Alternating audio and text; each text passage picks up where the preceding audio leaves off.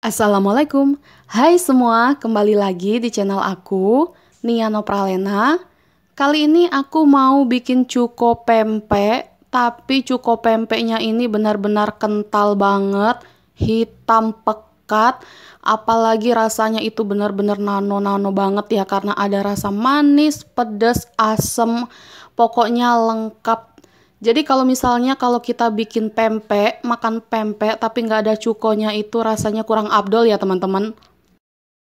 Dan cuko ini bukan hanya sekedar pendamping pempek tapi juga bisa dipasangkan sama gorengan, martabak, bahkan kerupuk pun kalau dikasih cuko pempek lebih enak.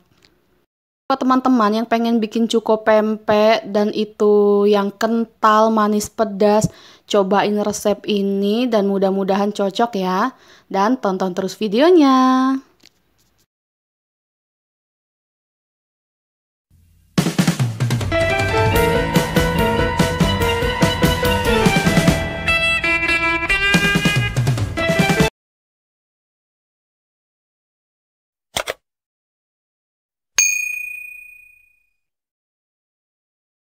Ini dia untuk bahan-bahannya.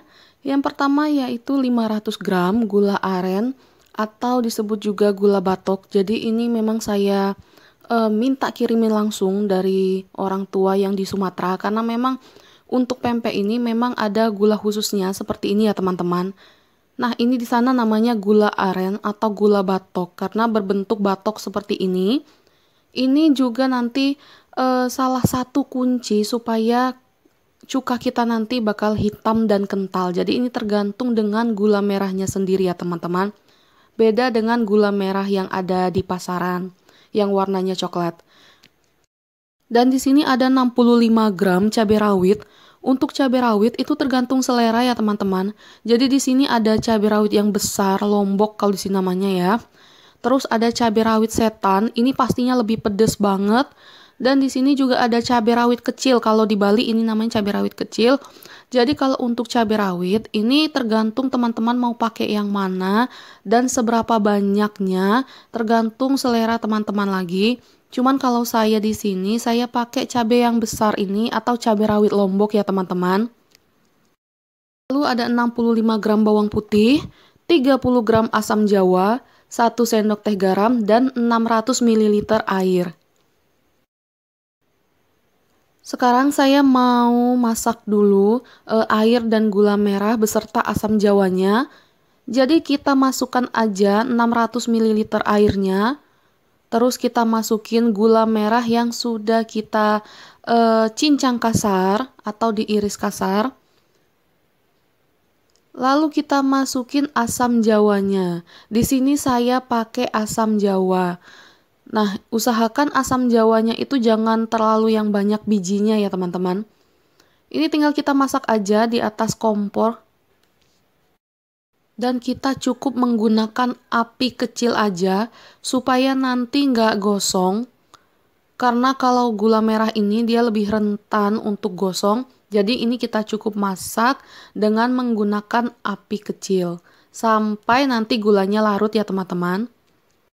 Selagi kita menunggu gulanya larut, ini saya mau ngeblender dulu cabai rawit dan bawang putihnya. Di sini saya sengaja ngeblendernya nggak dicampur air sama sekali karena saya pengen dapetin tekstur yang masih kasar, yang masih banyak bijinya. Karena kalau pakai air itu terkadang kita cabainya itu langsung halus gitu ya. Jadi kalau untuk ngeblender ya monggo silakan teman-teman mau dikasih air boleh, nggak dikasih air juga bisa. Yang penting bawang putih dan cabai rawitnya ini dihaluskan terlebih dahulu. Nah ini kita blender sampai ngedapetin tekstur yang kita mau kasar atau mau halus. Kalau sudah selesai di blender seperti ini berarti udah siap kita gunakan atau nanti kita masukin ke dalam larutan gulanya ya teman-teman. Ini larutan gulanya sudah mendidih dan ini beneran gulanya sama asamnya benar-benar sudah larut. Jadi ini mau saya saring terlebih dahulu karena di gula merahnya atau di asam jawanya pasti masih ada sisa ampas-ampasnya itu ya. Jadi ini mau saya saring terlebih dahulu supaya benar-benar bersih, nggak ada apa ya, sisa-sisa kotorannya sama sekali dari gula aren atau dari asam jawanya. Jadi kita saring seperti ini. Nanti sisa ampasnya ini tinggal kita buang aja karena memang nggak dipakai lagi. Nah, kalau untuk teknik atau cara bikin cuka saya memang sedikit beda ya. Tapi mungkin ada yang sama, ada yang beda.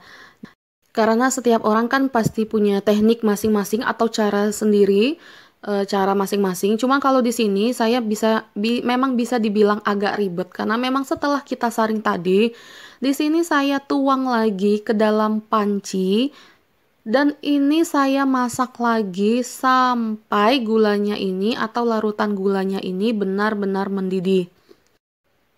Dan kalau misalnya gula atau larutan gulanya ini sudah mendidih, di sini saya baru bisa masukin cabai rawit dan bawang putih yang sudah di blender tadi atau yang sudah dihaluskan tadi.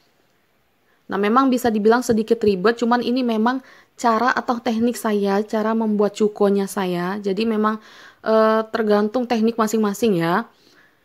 Nah, ini tinggal masukin garam, terus tinggal kita aduk sebentar sampai semuanya tercampur, baru bisa kita matikan kompornya. Dan setelah kita matikan kompornya, kita tutup rapet supaya uapnya itu nggak keluar, biar itu proses pematangan cabai dan bawang putihnya ya. Dan ini kita diamkan minimal selama 8 jam atau semalaman supaya benar-benar bumbunya tadi itu meresap atau menyatu ya teman-teman. Buat teman-teman yang misalnya pengen cobain resep cuko ini, teman-teman bisa coba. Kalau misalnya teman-teman pengen coba teknik masing-masing juga nggak masalah. Jadi buat teman-teman yang suka sama video ini, silakan like, share, komen, dan jangan lupa untuk subscribe ya. Terima kasih banyak. Assalamualaikum warahmatullahi wabarakatuh.